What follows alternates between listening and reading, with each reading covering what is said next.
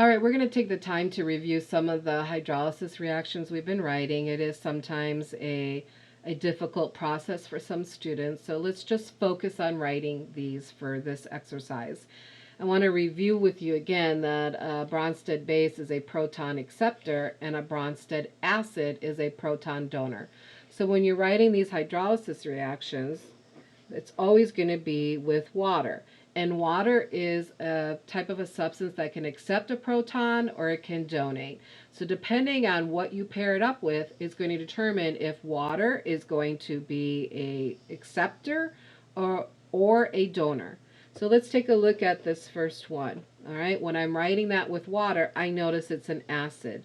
What do acids do? They donate protons. That's how I know what's going to happen is then water is going to be able to accept that. So this is going to donate a proton.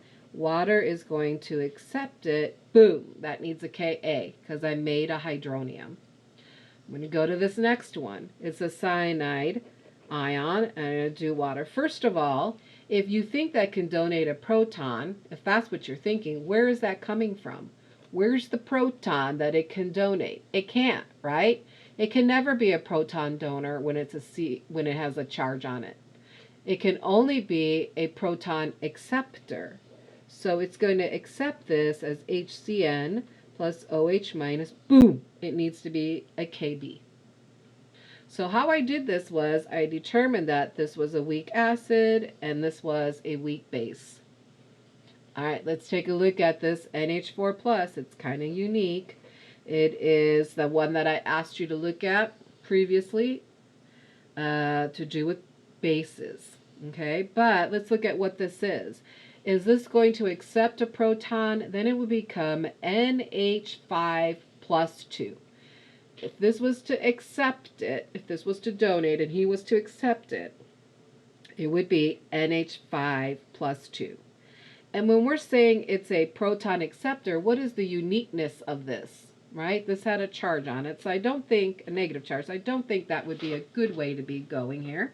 So I'm going to say that this donates a proton to here, and boom, we get our poster child, weak base, and this becomes H3O plus. Immediately, I need to have a Ka because I made a hydronium.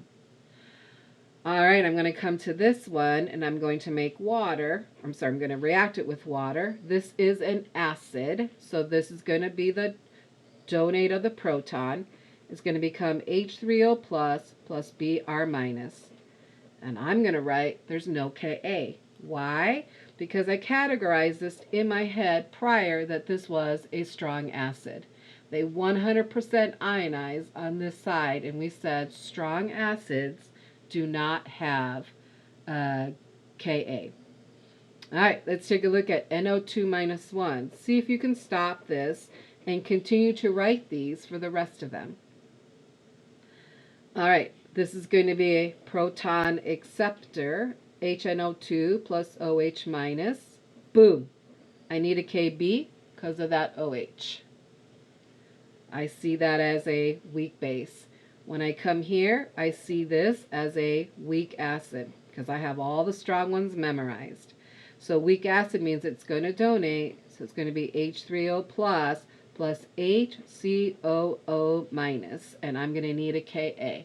How do I know that? We did that in a prior lecture where we talk about that we have these carboxylic acids, and when you have the COH, the carboxylic acids, this is the hydrogen that is released, leaving you in this pattern of this, the COO minus. All right, we go back over here. What do I see? This is a weak acid. Once I categorize that as an acid, I know that's a proton donor. So H3O plus F minus, I need a Ka. I come here, I should recognize when I have a negative ion, it's going to be a weak base, which means it's going to be a proton acceptor to make HF plus OH minus, boom, Kb. Need a Kb, okay?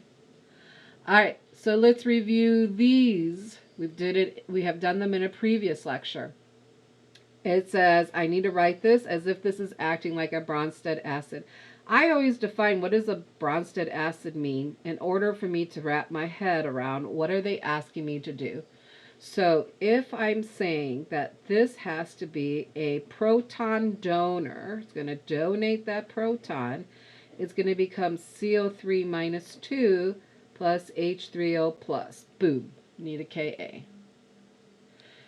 says write this as a Bronsted base. Stop it and you write it. Again, I'm going to say and define that that is a proton donor. If I know that is a proton, I'm sorry, I did that again, proton acceptor. If I know a Bronsted base is a proton acceptor, it means that it's going to go in this direction, which is going to be H2CO3 plus OH minus, and boom, I need a Kb. All right, I want you to categorize what are you looking at down here from this list. So go ahead and categorize them. First of all, you should recognize that this was a strong base. It comes from a group 1. This you should recognize as a weak base. It follows the formula that this, was it a BZ minus? I think it was just a B minus plus H2O format. This is a mixture of weak acids. Both are weak. This is a weak acid. I know that this is a strong acid. But what on earth is this? This is a salt. We have not spoken about salts yet, but I know it's a salt because it's a metal attached to a nonmetal or a metal attached to a polyatomic. And what's interesting about salts, which is our next section, is that they are just like a strong acid and a strong base, where they 100% ionize into ions. And it's these ions that will carry on and influence the pH. So it's not the molecule of salt, it will be the ions that the salt makes. So you should be able to, at least these first 5 or so, tell whether it was strong or weak and what was in your beaker. Only can be done if you have those strong acids and the strong base memorized.